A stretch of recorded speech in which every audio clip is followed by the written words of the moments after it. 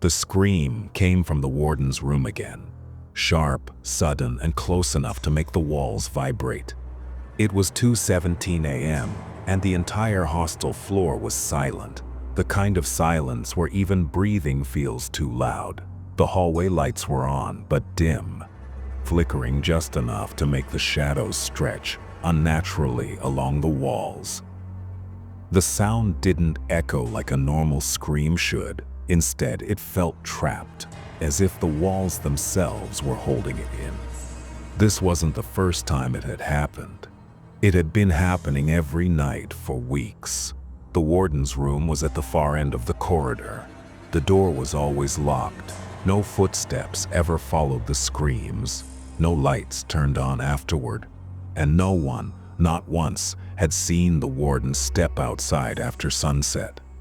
Earlier that month, the hostel administration claimed the warden had taken medical leave. But his room stayed occupied, the nameplate remained, and the screams never stopped.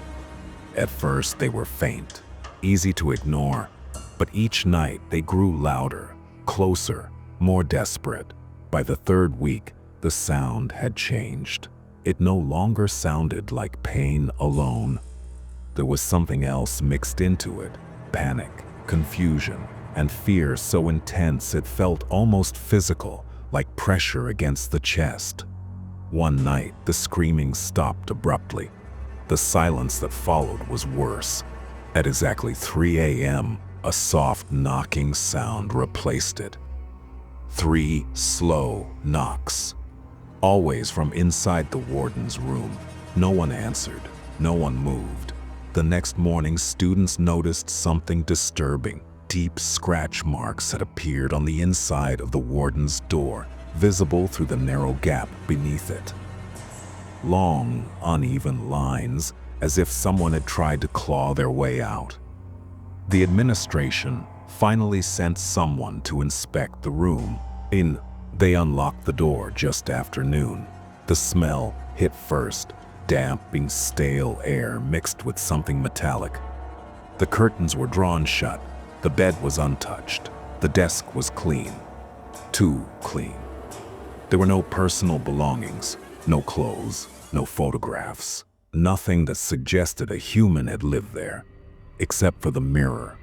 It was cracked from top to bottom, and written across it, carved deep into the glass, were words that no one remembered writing. "I am still here." The room was sealed immediately. The administration dismissed it as vandalism and warned everyone not to discuss it. Officially, the screams were never acknowledged. Unofficially, they came back. Only this time they didn't sound like they were coming from the room anymore. They sounded closer to the listener. Late at night, students reported hearing breathing behind them while walking past the locked door. Some claimed the hallway lights would turn off on their own, plunging the corridor into complete darkness for a few seconds. Just long enough to hear whispering.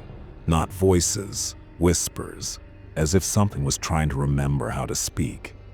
One student recorded audio on his phone one night.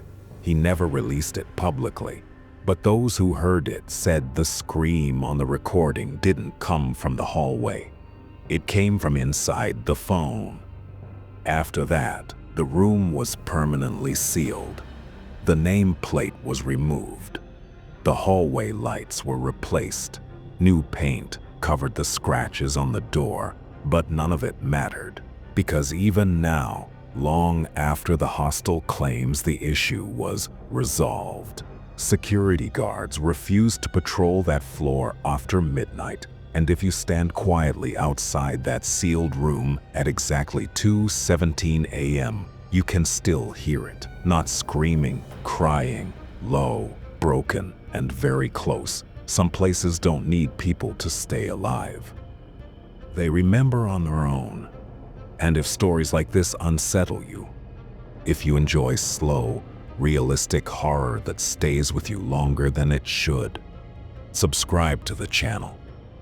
Because some stories aren't meant to be forgotten, and this one never was.